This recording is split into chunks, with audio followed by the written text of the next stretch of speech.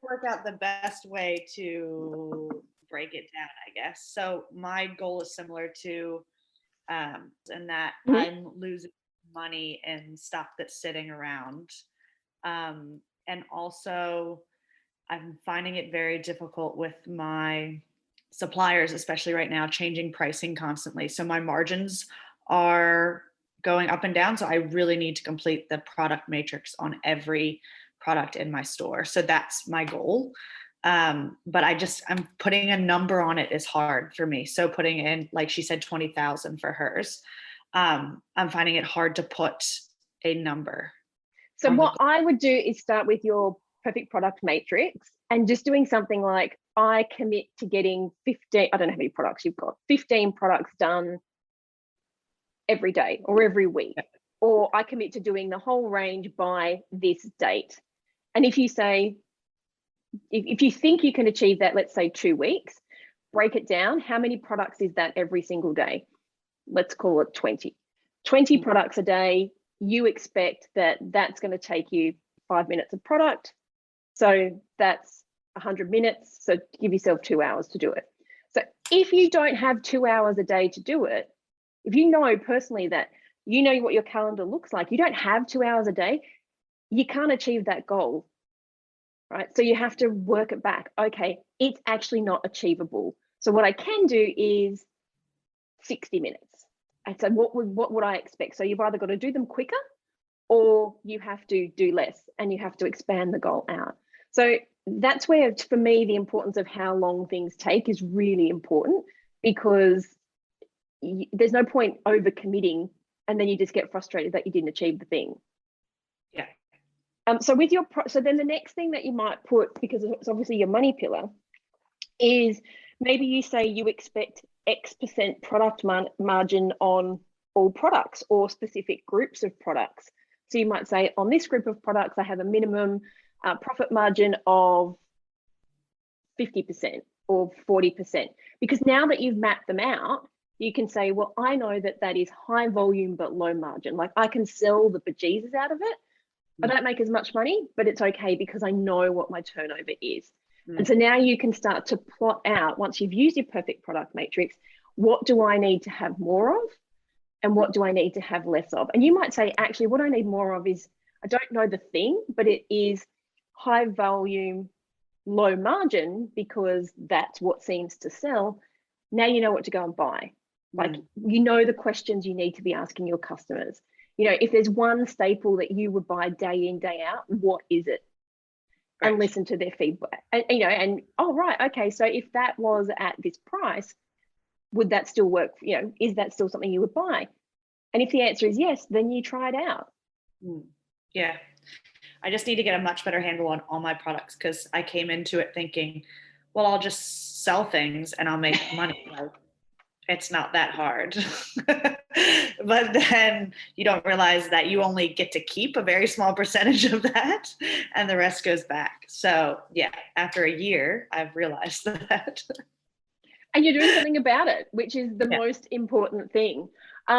So when you say you can't put a dollar amount on it, I still think you need to have a dollar amount or a percentage. So I'm thinking, like, I know how much stock I have in the store. So my thoughts are that a third of that is probably slow moving. Wow. So I'm going to go around 15,000, I think would be the best way to do it. But yeah, I mean, putting all that stuff on sale, like right now I have a clearance and I put it at 50% just to get rid of it. And I'm losing money on some things, but they're going. It's cash, so that's right? It's cash flow. Yeah, exactly. So I'm just going to keep stocking that shelf up for now. But I really need to go through my products, because there are some things that sell really well, but I'm making like, 25% in some instances, because yes, they sell well, but are they actually making me any money in the long run? So, but this is the point of the perfect product matrix, is you are allowed to have high volume, low margin products, but it just can't be a vast, everything. It can't be everything. You need to have all that stuff, balanced out. None of that low margin, low volume stuff though. Yeah. So, I mean, that to me is really important. Do you find it scary thinking that 30% of your stock should Yeah, go? it's scary in a grocery store, because a grocery type store, because you will get those people in that say, "Oh, you used to have this. Where did this go?" And mine is that, "Oh, it didn't really sell that well. It's just been sitting out there. One person comes in a month for it," kind of thing. But then my fear is losing those people that come in for that one thing. But are they really worth But it? I yeah, are guess. they your ideal customer if they come in for one thing that Yeah, nobody else really wants? yeah, exactly. So are they the right customer is one thing. And the other one is, what is the thing that they're looking for trying to solve? Mm, What is the problem it's trying to solve? Because maybe there's something better for it. Maybe it's not the exact same product, but mm, if this is something you struggle with, and it's something that maybe your team might struggle with, it's when you get rid of a product, is it, if it's not selling, at the end of the day, nobody wants it. So it's an inferior. Welcome to the Bringing Business to Retail podcast, where I, Selena Knight, share strategies, interview retail revolutionaries, and delve into the minds of e-commerce experts to help you grow a profitable, independent retail or e-commerce business. If you're stuck in a rut, or if you feel like business is way harder than it should be, or you've overachieved all of the things that you've set out to and are wondering what to do next, or how do I even make this better? I know that you're going to love today's episode.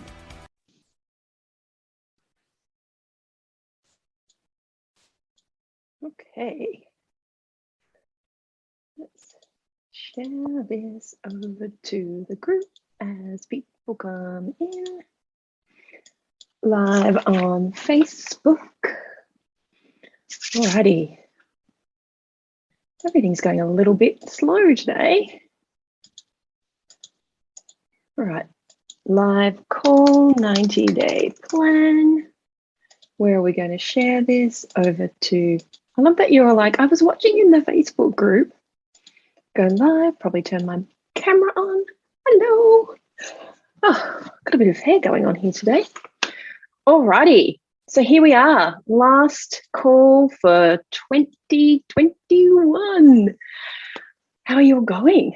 I don't know about you, but I'm pretty excited to be heading off to Christmas and then holiday. I've got some time booked off.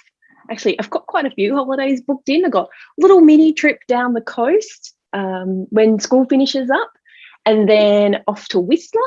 Oh no, sorry, before we go to Whistler, back down to the beach house for a week, and then off to Whistler. So I'm kind of excited to, it's like a whole year's worth of holidays, like smooshed into 6 weeks.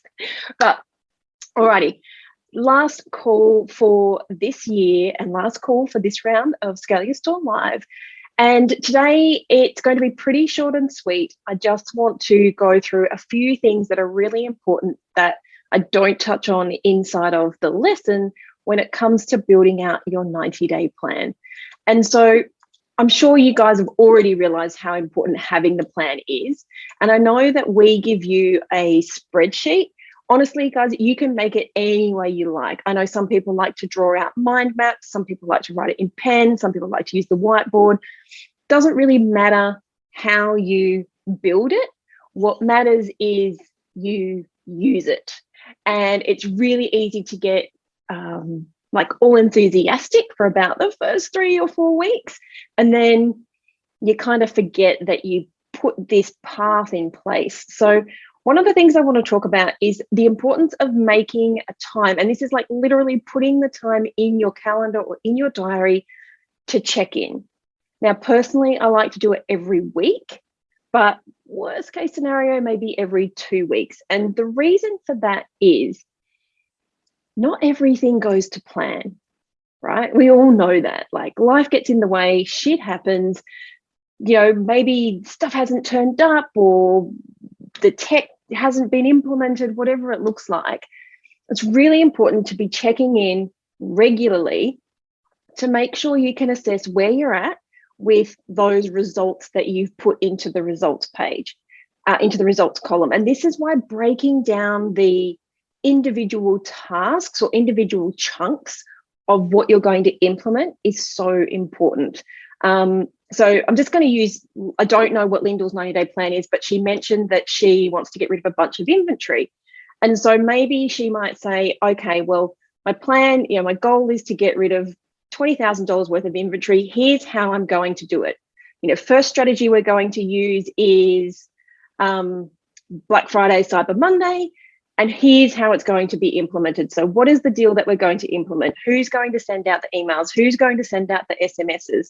Who is going to make sure that the point of sale is updated? So literally stepping out those tasks that get it done is so important, because I also like to allocate times when you get down to that level. We literally do this at home too. So when we're renovating, you sort of go in with all the enthusiasm, and then there's all those shitty little jobs that are left over and that just never get done. And so what we'll do is we'll actually build out a spreadsheet, and we'll put, that's going to take 30 minutes. That's going to take 6 hours. That's going to take 2 days, because it means if you're like, oh, I'm a bit bored, I can look at the spreadsheet, and if there's like a one thing that needs to be done, that is like get the paintbrush out and just touch up this thing, you can kind of use your time really, really wisely. And you go, oh, that's a 30-minute thing, or that's a 5-minute thing. But if it's a 2-day job, then you need to break it down even more. And sometimes, you have to do things in one go.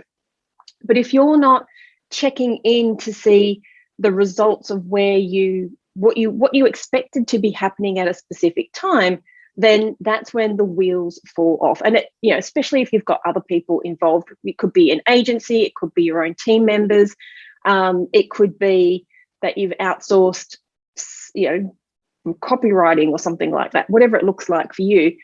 If you're not checking in, because you can't abdicate your responsibility, okay? At the end of the day, someone has to project manage. And if that's you, which for most of you, it kind of is going to be, you can't just say, but I hired you to do this thing, or I gave you this task. Like, you still need to be checking in, because not everybody is you. Thank goodness, but sometimes it's very frustrating. So checking in and like literally putting the time in your diary to check in, pull out whatever your 90-day plan looks like, and say, I expected to be here by today. Am I here? Or are we here? Is the project here? If the answer is no, then what needs to be adjusted? Because if you're waiting 90 days to check in on something, or even a month to check in on something, that project is going to blow out the window. You're going to say it doesn't work, or the person doesn't work, or whatever.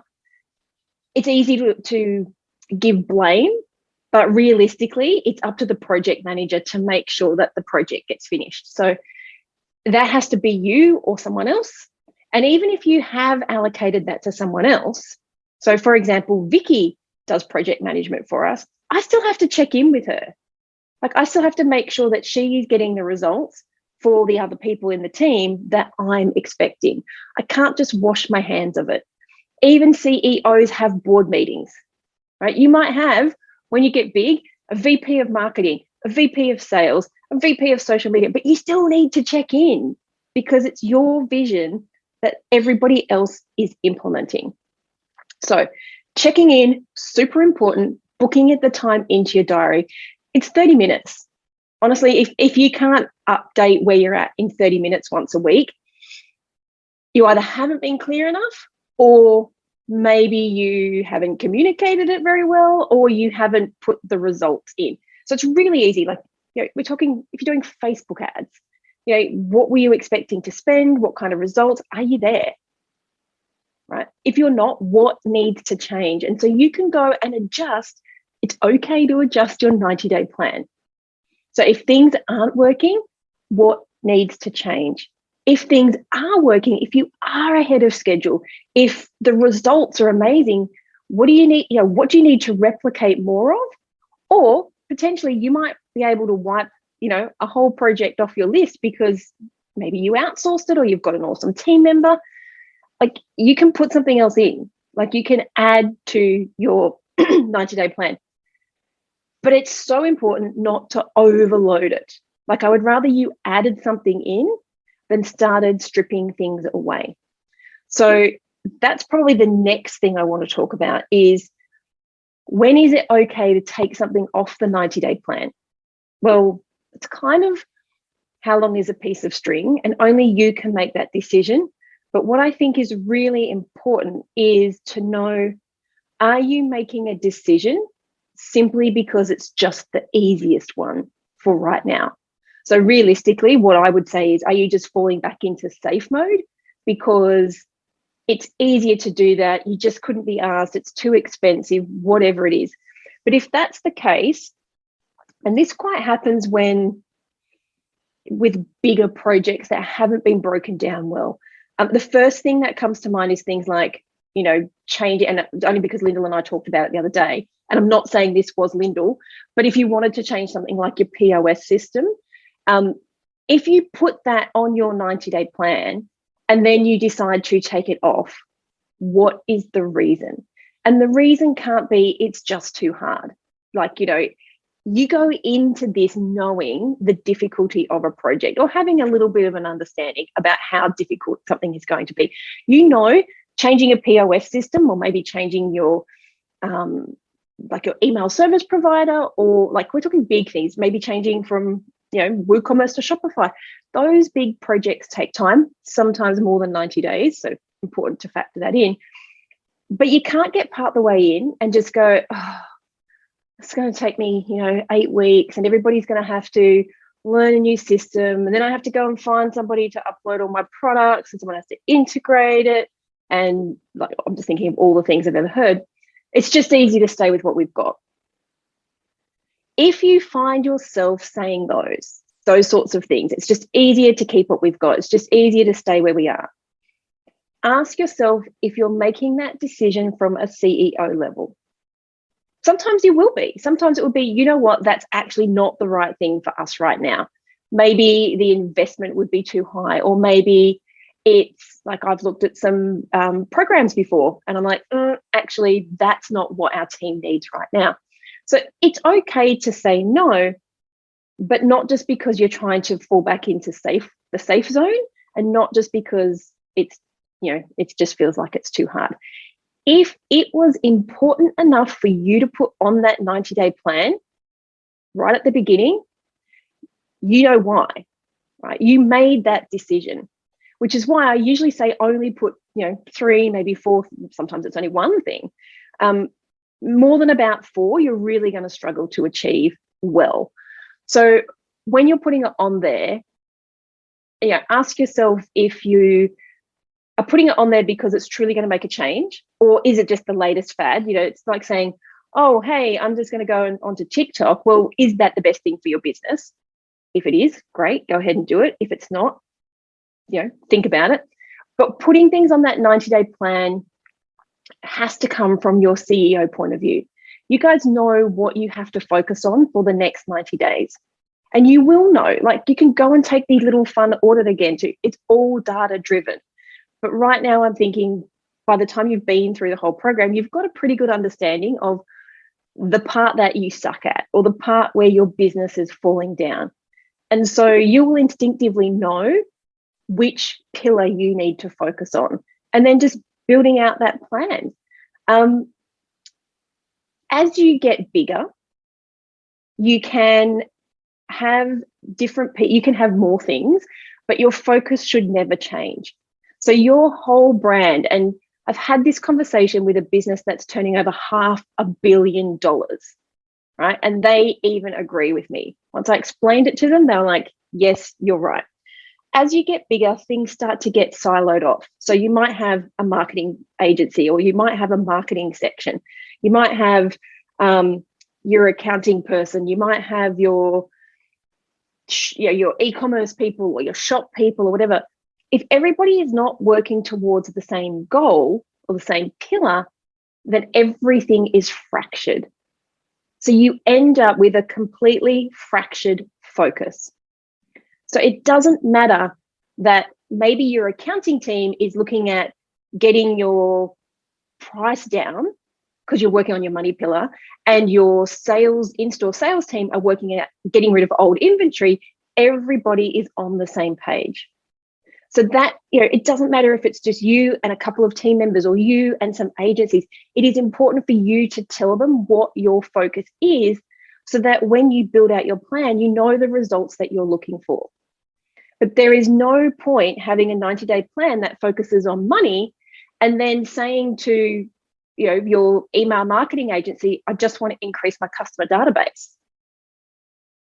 Because if you can't say how that relates to your money pillar, then your brain is going to be completely like trying to do too many things at once, but nobody else is working to the same playbook.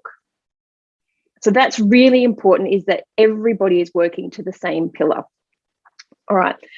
Last thing that is really, really important when you get to the end of your 90 days is to spend some time in reflection. Now, I do this with one of my one-on-one clients. So we do a full day together once a quarter when we're planning out their 90-day plan, or we do 2-3 hour Zoom sessions. Usually those first 2 to 3 hours are literally us going through what did they do in the last quarter, what didn't they do, what could they have done better, what did they do really, really well that we should leverage again. If you aren't keeping track of what works well and what doesn't work, then you don't know what to replicate or to not replicate again in the future. It's where, I said right back at the beginning, I think it was to Caitlin, was you can't take a failing business model and go and put it into another business because you think having 2 stores is going to give you economies of scale. A business model that's not successful is not going to become more successful. It's the same thing with you doing your reflection. You can't take a 90-day plan that didn't get you results and just re-enable it. If you didn't get results, you have to be honest with yourself and ask yourself why. And it could be that your team didn't work out what they were supposed to do, but it all comes back to you. You have to communicate your vision. You have to communicate the results that you want, and you have to be responsible for the outcomes. You can have people like project managers, integrators, agencies, whatever, underneath you, but you still have to be responsible for checking in. And so in that reflection, you have to be honest with yourself and say, maybe that project didn't go as well as I thought because actually I never checked in to make sure they were getting those results. Or, you know what, I was really on it on that project and we went past our stretch goal. Like we just kicked it out of the park. So what worked that we put in place? Let's do more of that. Don't make things harder than they need to be. I don't know, entrepreneurs and visionaries insist on, when things work, trying to reinvent the wheel and starting again. If you know something works well, if you know a specific offer works well, maybe it's buy 2, get the 3rd free. If you know that works, use it again. It's important to A/B test, but not at the expense of not making money. So if you're doing an A/B test, if Tef's doing an A/B test on your ads, then he doesn't just let it go for 6 weeks. Sometimes it's 24 hours and we make a decision. If it doesn't work, we revert back to what we know works. So you have a portion of your budget, whether that's time or money, on some testing, and then you know that this thing works. So don't make things harder than they need to be. Sometimes the simplest thing is quite often the best. So more of what works, less of what doesn't. Alrighty, that's it. Short and sweet. 90-day plans. How are we going? I think I can see Caitlin's face going like, yeah, haven't maybe done that by the looks of that face. Yeah, it's I've done some of it. I'm just trying to work out the best way to break it down, I guess. So my goal is similar to Lyndall's in that I'm losing money in stuff that's sitting around. And also I'm finding it very difficult with my suppliers, especially right now, changing pricing constantly. So my margins are going up and down. So I really need to complete the product matrix on every product in my store. So that's my goal. But I'm putting a number on it is hard for me. So putting in, like she said, 20,000 for hers. I'm finding it hard to put a number. So what I would do is start with your perfect product matrix and just doing something like, I commit to getting 15, I don't know how many products you've got, 15 products done every day or every week, or I commit to doing the whole range by this date. And if you say, if you think you can achieve that, let's say 2 weeks, break it down. How many products is that every single day? Let's call it 20. 20 products a day. You expect that that's going to take you 5 minutes of product. So that's 100 minutes. So give yourself 2 hours to do it. So if you don't have 2 hours a day to do it, if you know personally that you know what your calendar looks like, you don't have 2 hours a day, you can't achieve that goal, right? So you have to work it back. Okay, it's actually not achievable. So what I can do is 60 minutes. And so what would I expect? So you've either got to do them quicker or you have to do less and you have to expand the goal out. So that's where, for me, the importance of how long things take is really important, because there's no point over committing and then you just get frustrated that you didn't achieve the thing. Yeah. So with your so then the next thing that you might put, because it's obviously your money pillar, is maybe you say you expect X% product margin on all products or specific groups of products. So you might say, on this group of products, I have a minimum profit margin of 50% or 40%. Because now that you've mapped them out, you can say, well, I know that that is high volume but low margin. Like, I can sell the bejesus out of it. I don't make as much money, but it's okay because I know what my turnover is.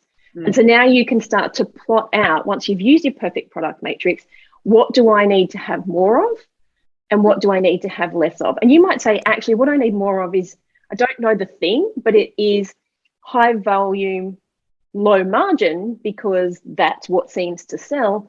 Now you know what to go and buy. Like, you know the questions you need to be asking your customers. You know, if there's one staple that you would buy day in, day out, what is it? Right. And listen to their feedback. And, you know, and, oh, right, okay, so if that was at this price, would that still work? You know, is that still something you would buy? And if the answer is yes, then you try it out. Yeah. I just need to get a much better handle on all my products, because I came into it thinking, well, I'll just sell things and I'll make money. Like, it's not that hard. But then you don't realize that you only get to keep a very small percentage of that and the rest goes back. So yeah, after a year, I've realized that. And you're doing something about it, which is the most important thing. So when you say you can't put a dollar amount on it, I still think you need to have a dollar amount or a percentage. So I'm thinking, like, I know how much stock I have in the store. So my thoughts are that a third of that is probably slow moving. Wow. So I'm going to go around 15,000, I think would be the best way to do it. But yeah, I mean, putting all that stuff on sale, like right now I have a clearance and I put it at 50% just to get rid of it. And I'm losing money on some things, but they're going. It's cash, right? It's cash flow. Yeah. Exactly. So I'm just going to keep stocking that shelf up for now, but I really need to go through my products, because there are some things that sell really well, but I'm making like, 25% in some instances, because yes, they sell well, but are they actually making me any money in the long run? So, but this is the point of the perfect product matrix, is you are allowed to have high volume, low margin products, but it just can't be a vast. Yeah, it can't be everything. You need to have all that stuff, balanced out. None of that low margin, low volume stuff, though. Yeah. So, I mean, that to me is really important. Do you find it scary thinking that 30% of your stock should go? It's scary in a grocery store, because a grocery type store, because you will get those people in that say, oh, you used to have this, where did this go? And, mine is that, oh, it didn't really sell that well. It's just been sitting out there. One person comes in a month for it, kind of thing. But then my fear is losing those people that come in for that one thing. But are they really worth it? Are they your ideal customer if they come in for one thing that nobody else really wants? Yeah, exactly. So are they the right customer is one thing. And the other one is, what is the thing that they're looking for, trying to solve? What is the problem it's trying to solve? Because maybe there's something better for it. Maybe it's not the exact same product, but if this is something you struggle with, and it's something that maybe your team might struggle with, it's when you get rid of a product, is it, if it's not selling, at the end of the day, nobody wants it.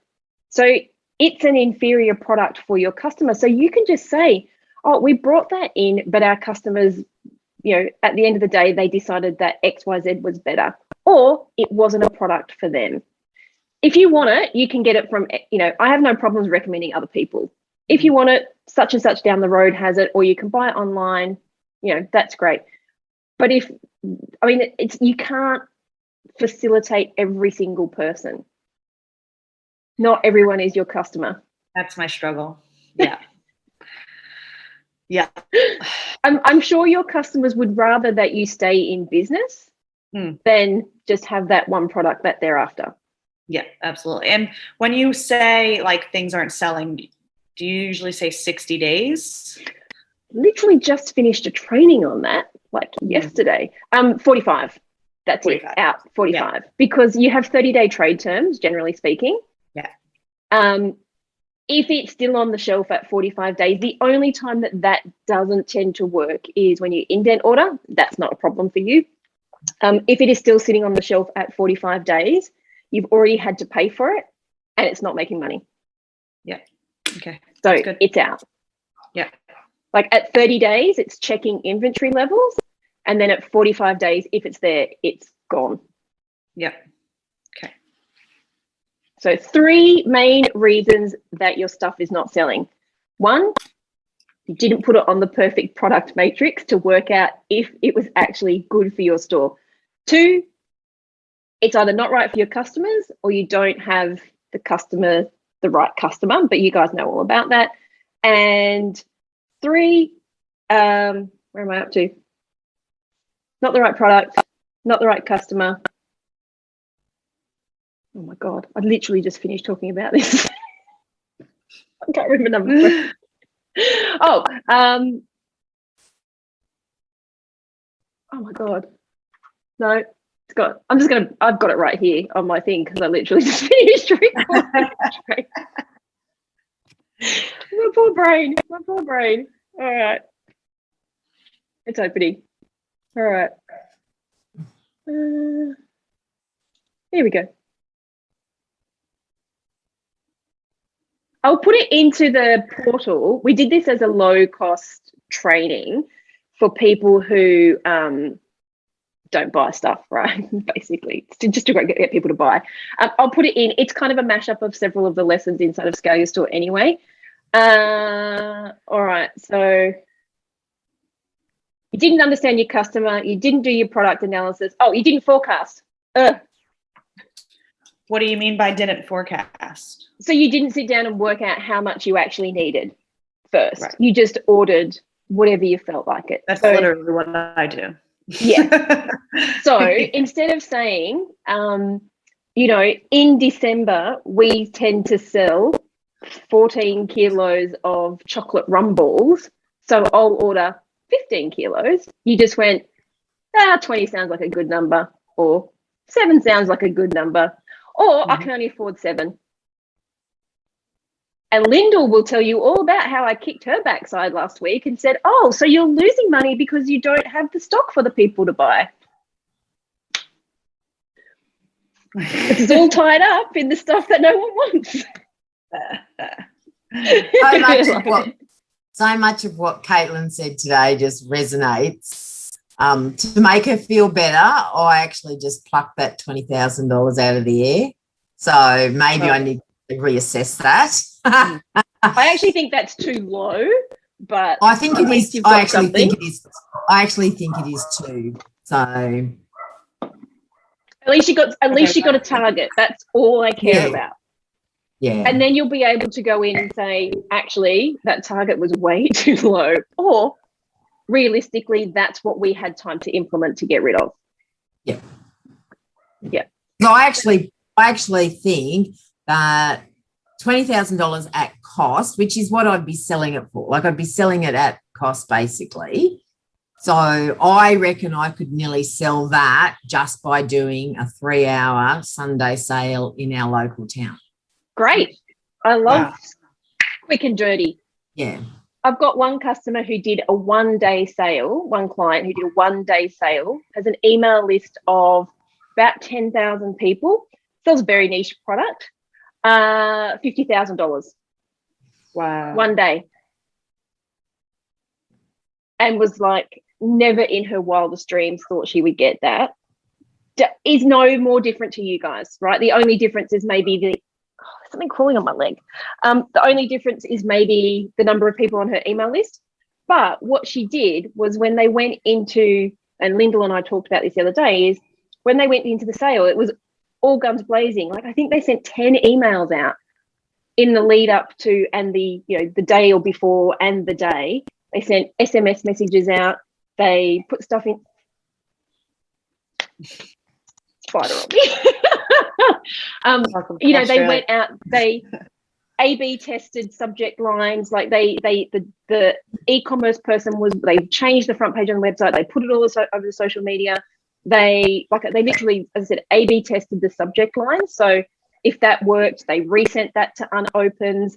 They put all the effort in and made $50,000 and got rid of literally rooms full of stock that wasn't selling.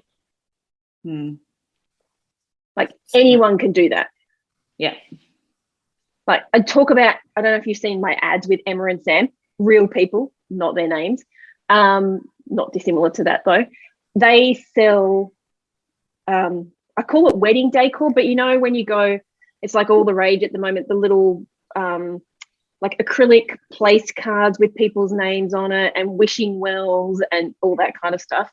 They got a shipment of those acrylic wishing wells in because they were manufacturing in China. And because they usually come with plastic wrap, like shrink wrapped on them. And this lot for some reason didn't. And they had some very minor scratches. But being in the wedding industry, they were like, nah, like that's Bridezilla Central. They had $30,000 of these things. Like I literally went to their business. I walked down the corridor, and as I walked down the corridor, there's these boxes piled up to the roof along the whole corridor, acrylic wishing well. I was like, oh God, you sell a lot of those wishing wells. She's like, oh no, they've been there since the beginning of the year. This was the end of the year. They've been there since the beginning of the year. They're all scratched and stuff. We had to move them into the hallway because we've got a delivery and we don't have any more room in the stock room. And I'm like, all these boxes have been sitting there for 7 months? Yeah. How much is all of this? $30,000? No. First thing we did, they literally just put them on their Facebook group, sold $14,000 worth in less than a week. Right. They sold them at cost. And it was like $14,000 that they then had to go and buy stuff that sells. Like that $14,000 paid for me to be there. So is that what you're talking when so like 50% off. So sell most sale stuff at cost. You don't have to sell it at cost to begin with. So I mean, it totally depends on what your customer values. I love volume. So buy 2, get the 3rd free. If I can get 3 things out the door, I would rather get 3 things out the door than one person gets 30% off one thing.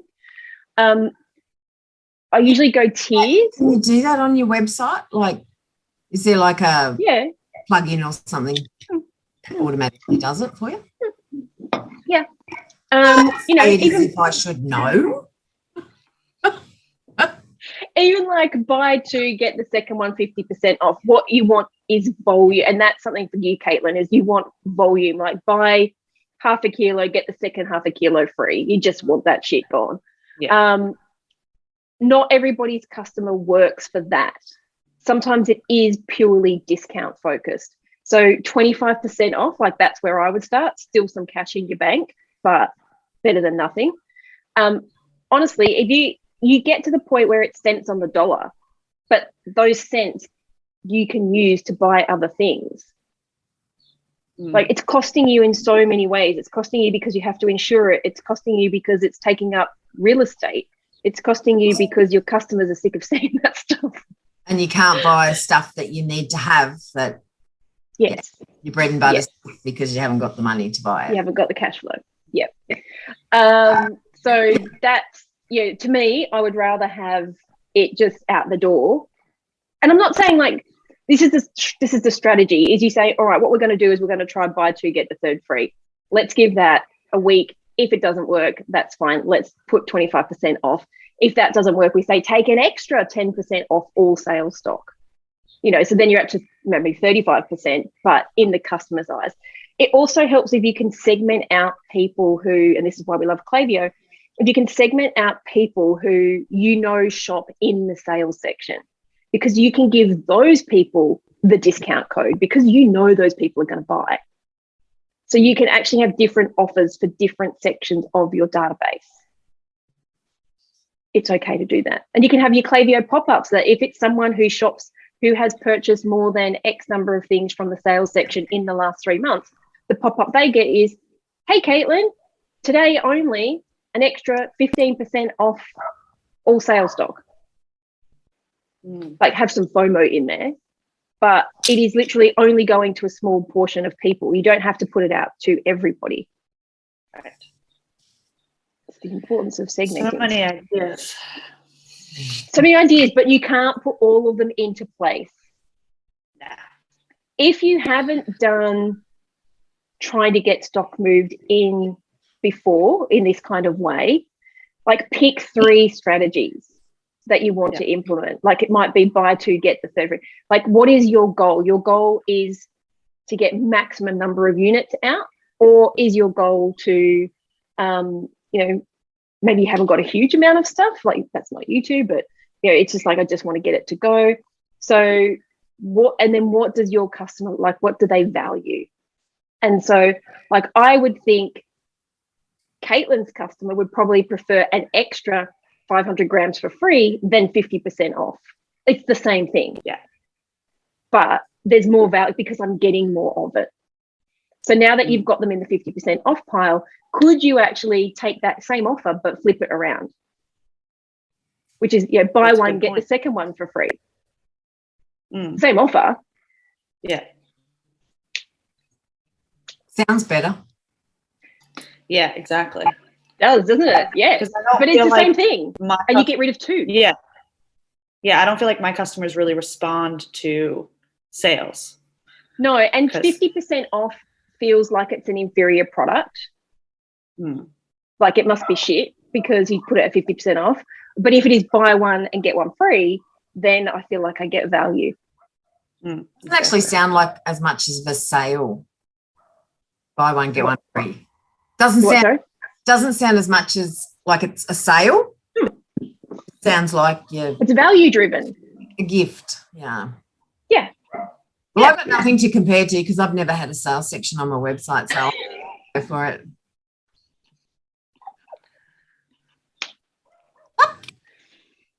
We learn things every day. Exactly. It's only taken 10 years, but we'll get there. It's okay. It's all good. The fact that you're going to change that is all that I care about. Exactly. So it is the same offer. So if you know that an offer works, like how can you flip it around? So 30% off is the same as buy two, get the third free, essentially. But you're going to get, buy two, get an extra one for free is like, oh, okay, all right, great, I'll grab that. But buy one, get one free is 50% off. But you've moved 2 and you've increased your average order value because you've got one sale, you got $15 instead of $7.50. Got it. Got it. All right. So both of you have to work out what strategies you're going to implement to move that stock. So you can go and watch my video. I'll get Omar to put it into the portal. You can go and watch it. Well, my first thing is to put a sale section on my website. Yes. And can we promote it as well? Yeah. I I think. think I need to do the matrix first to really get a handle of every product before I put things on sale. Because sometimes I'm like, this isn't moving. And I'll talk to my girls and they'll be like, we just sold 4 of those. Like, oh, really? yeah. I never see it get sold. Right. Okay. That's really important to know. And also just things like if there are two things that on your sale list that you need to get rid of, can you put them together? Like, so Bundles.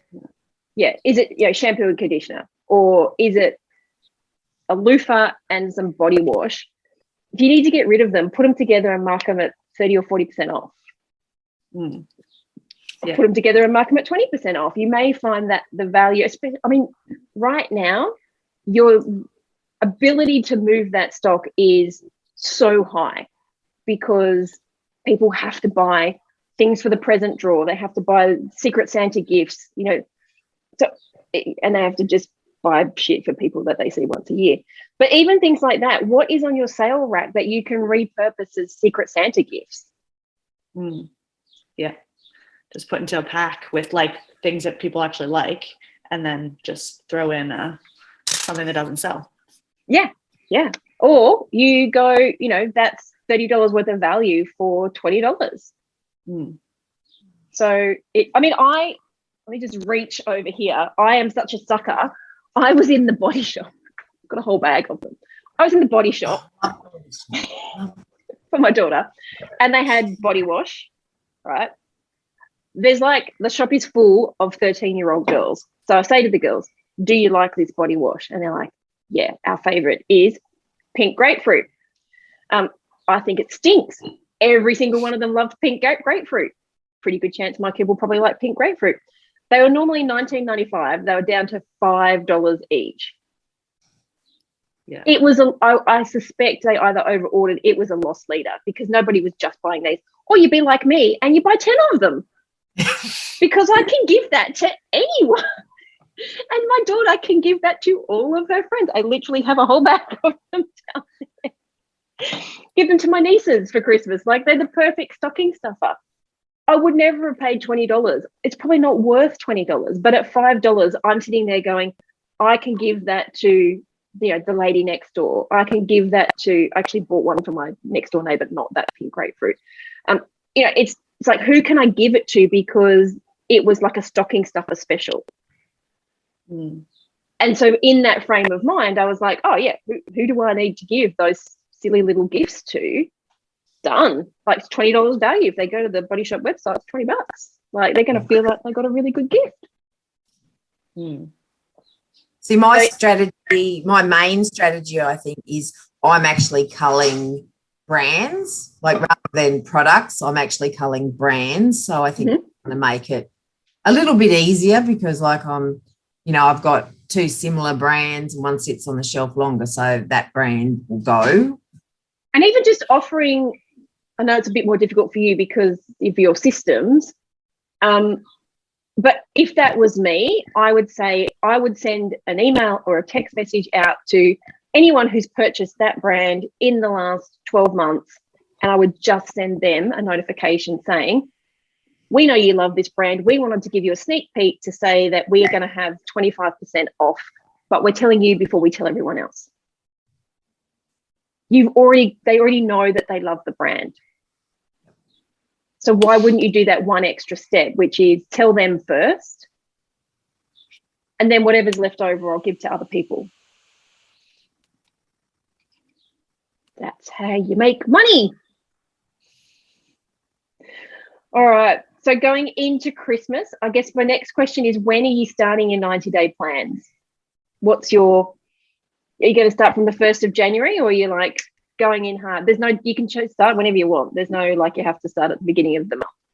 I was going to say, I'm going to start getting my sale category and getting my products in. Probably won't start promoting it because I reckon it'll take me a while to get the actual products work out. So I'll start now with the implementation of getting the actual products on the website. Awesome. Yeah, I'd really like to have it for like a Boxing Day kind of thing, or January is a slow month for my store. So having something in January because people go away and are on holiday. So people go away or on holiday. Like, you've just said that to me, that needs to be your messaging. So is there stuff they can take with them? Are there snacks for the plane? This is the perfect thing to make sure you get your fix while you're at the beach. Like, if you know why people aren't shopping, then let's use that in the messaging. Genius. No, I need to wait. She knows what she's talking about. I need to wait for someone to do my emails for me to promote it. So I wonder who that might be. January it is. all the things. So I would say that, you can say you're officially starting maybe on the 1st of January, but you both know that there's a bit of stuff you want to get to make sure that the sales come through. So I think you're on the right track to start the implementation now, but also just giving yourself those benchmarks. Like, so Lyndall, how many products are you going to get on the website each day or each week? Because I know you're not doing it, but you need to give that benchmark to that person. Yep. So that you can say, okay, if they're doing 30 a day, then it's only going to take me a week for that section to be ready, or it's only going to take me 2 weeks for that section to be ready. On that note, and I don't know whether there is like a standard, but what's a good cost per product? Is there? It depends what you're asking them to do. If it is just scraping data, putting pictures, $3. Yep. She's coming if at $2.80. Yeah. But that's also doing it through my POS system. So that actually is something less that we have to do. Yeah. As well. So it's sort of a bit of a double whammy. Not that I'd pay someone else to put our products into our POS system, but because she's doing it through why the not? system. Like, why would you not pay so that your team can do stuff that makes money? Oh, well, they're in the shop. So like, that is like the top one of the things you guys should not be doing. Like, you could pay them to maybe edit some descriptions, but if you're paying someone $25 an hour to stand in a store, they need to be making you money, and putting things on the website is not making you money. I don't get that. No, I meant into the POS system. Like, if we've already got the product, like it's an existing product, when it comes in, they enter the quantity that comes in. Have we not had this? I'm just going to write this down as a lesson that needs to be made. So I think we need to talk about purchase orders. Did you and I talk about purchase orders? Yes, we did. Right. That was something I was going to look at. So then you can, Yes. We had a brief discussion about that. Oh, there's a market. Sorry, getting distracted. Yeah. Alrighty. We did talk about that. So that's definitely something that I'm going to be looking at. So it's like, I can guarantee you that big brands don't have someone on $30 an hour putting products into point of sales. Yeah. She's got to do something if there's no customers in the shop. So what do you want her to do that makes you money? Right. If she has to do something while there's no one in the shop, what is she doing to make you money? She actually does my social media, and she's very good at it now. So so there you go. Does make money. Yeah. So what does that look? Maybe she is going in and editing some product descriptions because she's there and she can hear what people are saying about the products in store, and she's like, oh, that was gold. I'll go in and add that in. That is okay, but your general basic just putting stuff into the system, no, that's not a $25 an hour job. Okay. All right. Is there anything else before we wrap up? I don't think so. No? Okay. I don't think so. Sorry, I'm just feeding my kid. All right. Well, I will let you guys go. As always, we'll be in the group. Have a very Merry Christmas. I'm sure we'll chat before then. But keep me updated with the sales, because I love that you're both working on Money Pillar. All righty. Thanks, guys. Thank you very much. See ya. See ya. I hope you enjoyed this week's episode of the Bringing Business to Retail podcast. You can find all of the show notes over at selinaknight.com. If you found something that you heard today particularly useful, I'd love it if you could leave me a review on iTunes or Stitcher. And of course, feel free to share this episode with someone that you think could benefit by listening to it. Want more retail biz strategies? you can watch the Bringing Business to Retail TV show, where each week I'll answer a question or provide you with a simple, actionable retail biz strategy that you can implement in your business right away. If you have a question or a guest, I'd love to hear from you. Drop my team an email at podcast@selinaknight.com, and I'll see you on the next episode. Have a great week.